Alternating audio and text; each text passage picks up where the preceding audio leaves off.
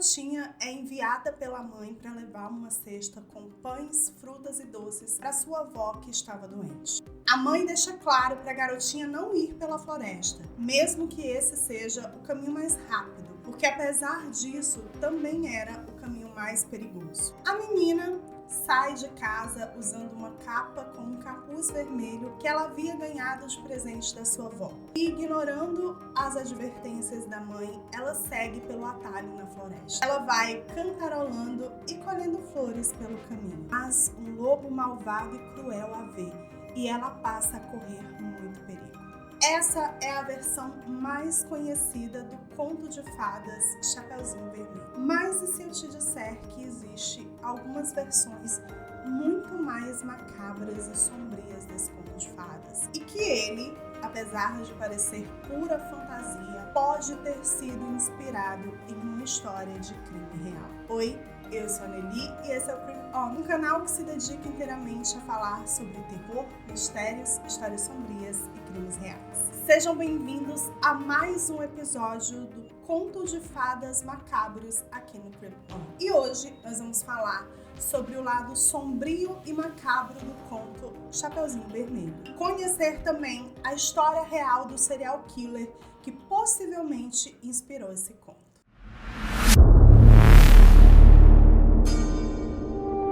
A história da garotinha de cabelos dourados que usa uma capa com um capuz vermelho ficou famosa no mundo inteiro. Na história, a garotinha sai de casa para levar uma cesta com alguns itens ali para sua avózinha que morava em uma cabana no meio da floresta e que estava doente. Ao sair de casa, a mãe dela deixa claro que ela não deveria ir pelo caminho, que seria uma espécie de atalho ali por dentro da floresta, mas que era o caminho mais perigoso de todos. A mãe também fala para ela não falar com estranhos, que ela deveria ir direto até a casa da avó e depois retornar. A Chapeuzinho Vermelho não era lá uma criança muito obediente. Então, ela não dá ouvidos às advertências da mãe dela e vai por dentro da floresta, por dois motivos.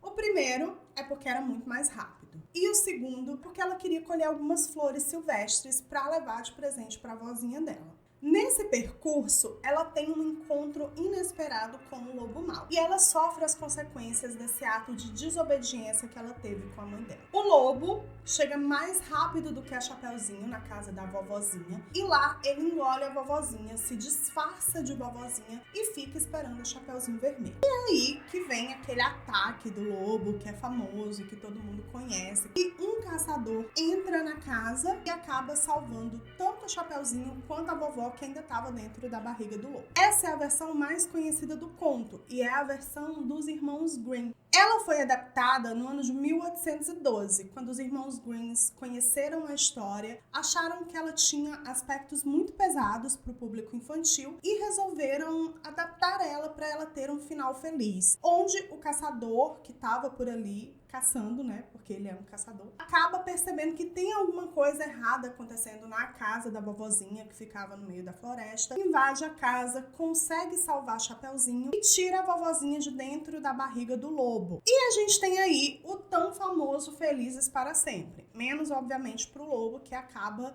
morrendo, né, porque, enfim, não tem muito o que fazer por ele depois de uma cirurgia aí sem anestesia. Mas essa versão, que já não é a primeira versão mais linda desse conto, a Chapeuzinho consegue ter uma vida feliz e plena, né? E descobre aí que a mãe dela estava certíssima em dizer para ela não falar com estranhos. A moral da história seria não desobedecer os seus pais. Essa não foi a primeira história que se popularizou. Na realidade, no ano de 1697, o Charles Perrault já havia entrado em contato com essa história e já tinha feito a primeira adaptação dela. Essa foi a primeira vez que essa história se popularizou pela Europa inteira. E nessa versão do Charles Perrault, o início é bem parecido. A Chapeuzinho desobedece a mãe dela, mas no final, ao invés dela ser salva pelo caçador, como na versão dos irmãos Grimm, o lobo acaba devorando tanto a vovozinha quanto a Chapeuzinho Vermelho e ela acaba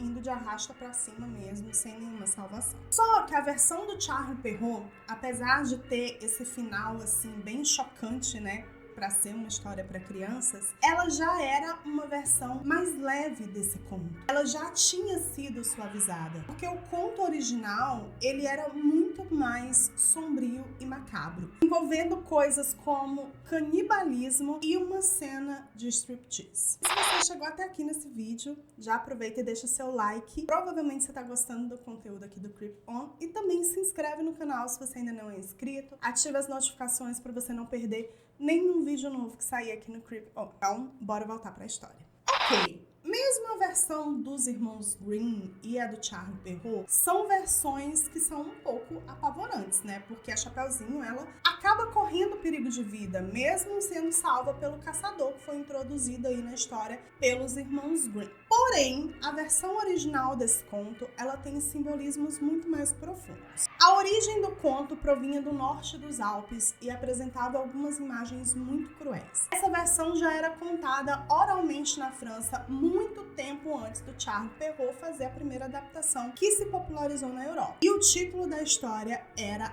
A Avó. A versão original da história da Chapeuzinho Vermelho era muito contada por camponeses franceses durante o século XVII.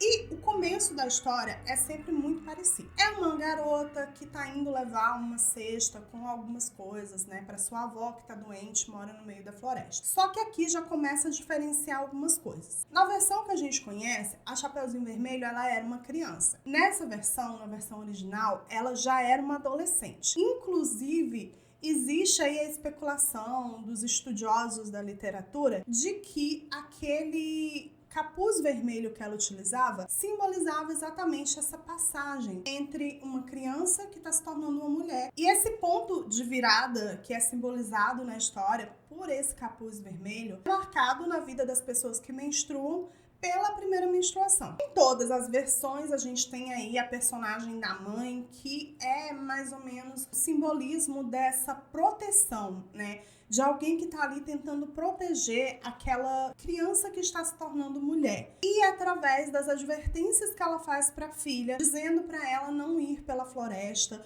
porque é muito perigoso, e também para ela não conversar com estranhos, porque talvez isso fosse algo que tirasse ela do bom caminho, do caminho bom, do caminho da virtude. E aí a gente consegue perceber as muitas camadas que existem nesse conto, as muitas camadas em relação a esses simbolismos. Como uma moça, né, pelo menos na época, poderia estar suscetível a essas seduções da vida. E essas seduções são representadas pelo lobo mau, que além de representar esse lado da promiscuidade, representa também os perigos que a vida adulta pode trazer para uma moça. A Chapeuzinho vai pela floresta e aí ela encontra com o lobo. E eles têm um diálogo no qual ele diz pra ela que ela poderia colher algumas flores silvestres para levar de presente pra avó. E é isso que ela faz. Ela vai pelo caminho da floresta colhendo essas flores. O lobo chega primeiro na casa da avó. Chegando na casa da avó, o que ele faz? Ele engole a vovó inteira? Não.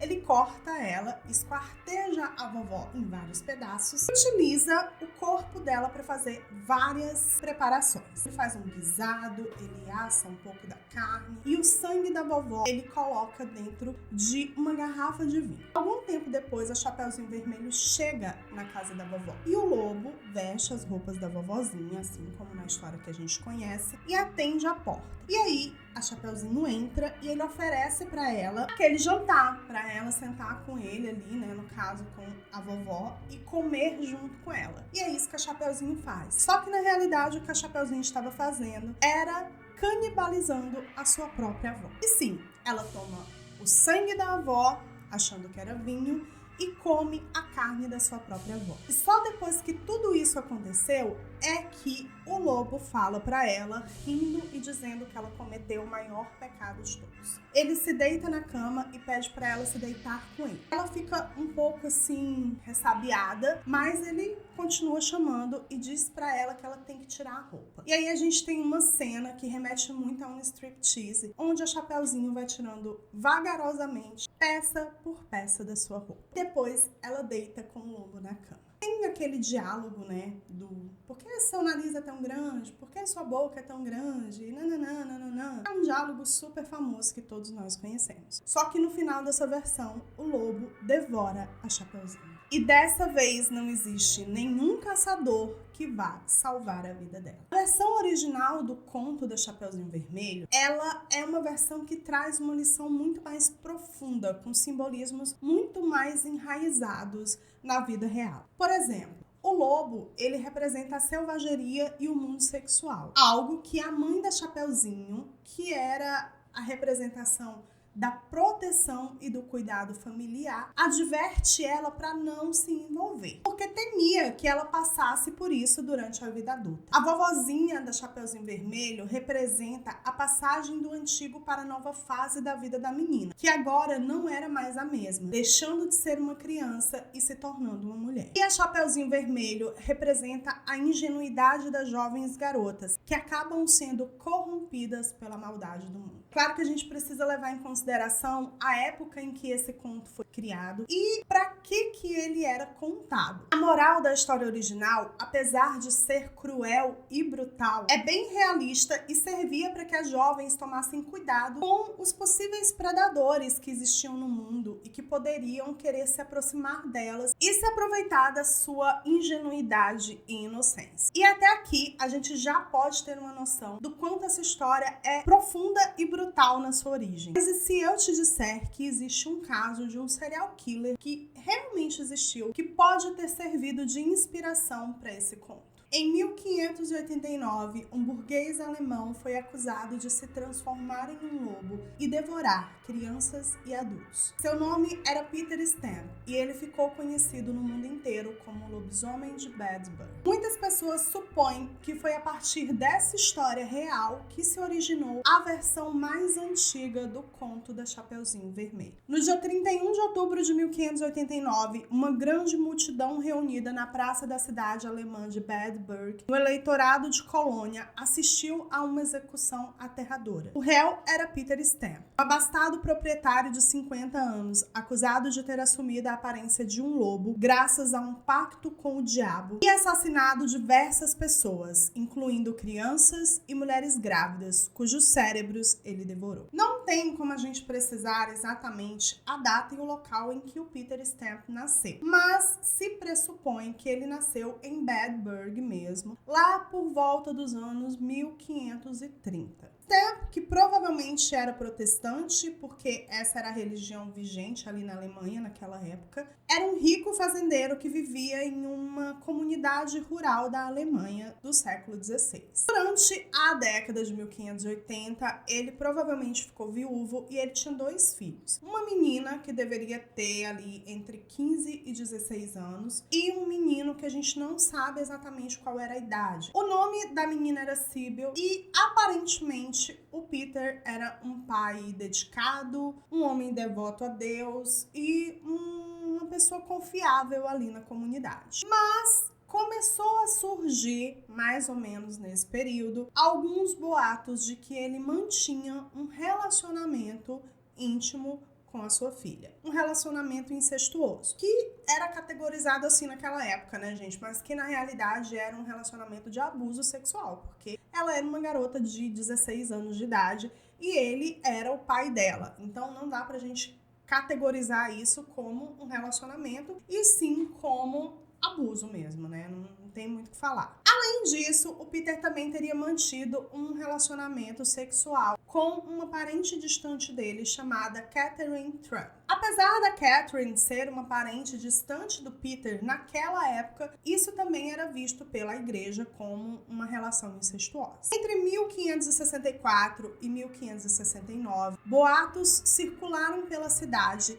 de que o Peter era o principal suspeito de cometer uma série de assassinatos. Os corpos esquartejados de 14 crianças e 2 mulheres grávidas foram encontrados nas florestas de Bedburg. A partir desse primeiro boato, né, a respeito dessas suspeitas sobre o Peter, outras histórias começaram a surgir. Lembrando que a gente está falando do século XVI e as pessoas eram muito mais supersticiosas e tinham muito mais essa visão de que se alguém cometia atos terríveis era porque provavelmente ela tinha envolvimento com o demônio. Já que nessa dicotomia bem e mal que a religião nos sugere, Deus representa a benignidade absoluta, a bondade absoluta, e o diabo total oposto. Essa dicotomia, ela permeava as mentes das pessoas naquela época ainda com mais intensidade do que nos dias atuais. E as pessoas tinham realmente essa ideia de que se alguém cometia atos tão terríveis como os que o Peter cometeu, essa pessoa com certeza tinha algum pacto com o demônio. As histórias sobre o Peter incluíam o fato dele se transformar em um lobisomem quando cometia esses atos. Essa transformação, ela era ocasionada por um cinto mágico que ele tinha recebido do próprio diabo ao fazer um pacto com ele. Ele também foi acusado de se alimentar da carne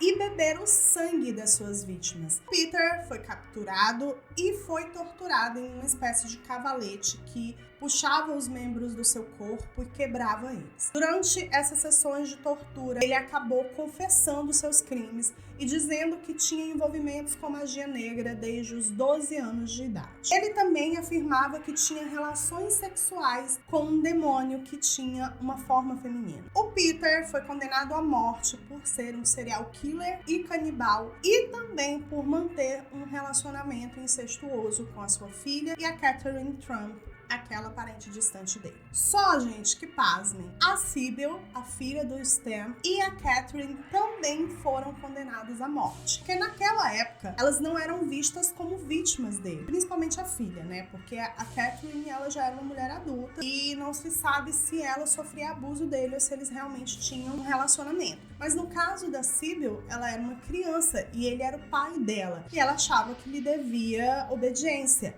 Então, ele tinha todos os instrumentos para abusar da filha. E ainda assim, ela não era vista como uma vítima, e sim como uma mulher profana que mantinha relações sexuais com o próprio pai. A execução do Stamp ocorreu no dia 31 de outubro de 1589. A filha dele foi morta no mesmo dia. A execução do Stamp é tida como uma das mais brutais que já aconteceram na Alemanha. Eu vou ler para vocês na íntegra tudo o que aconteceu durante a execução dele. Ele foi colocado em uma roda onde a carne foi arrancada do seu corpo, em 10 lugares diferentes, com pinças em brasa, seguida por seus braços e pernas. Então, os seus membros foram quebrados com um lado cego de uma cabeça de machado, antes dele ser decapitado, e seu corpo queimado em uma pira. A filha do Peter e a Catherine Trump foram esfoladas e estranguladas, e os seus corpos foram queimados na mesma pira que ele. Como um aviso contra comportamentos semelhantes, as autoridades locais ergueram um poste com a roda de tortura que eles utilizaram no Peter Stamp e a figura de um lobo no topo. Colocaram ali a cabeça decepada de Peter Stamp. Não tem como a gente ter certeza absoluta de que o conto Chapeuzinho Vermelho foi inspirado na história do Peter Stamp, mas a gente não pode negar que existem várias semelhanças entre o conto original e a história real. O fato é que esses contos que nós conhecemos hoje normalmente eram inspirados em histórias sombrias, serviam de alerta para crianças e jovens para que não corressem esses riscos. A gente precisa entender que naquela época a oralidade era algo ainda mais forte do que hoje em dia. E histórias como essas, que eram contadas de geração em geração, se perpetuavam e continuam se perpetuando ao longo dos séculos.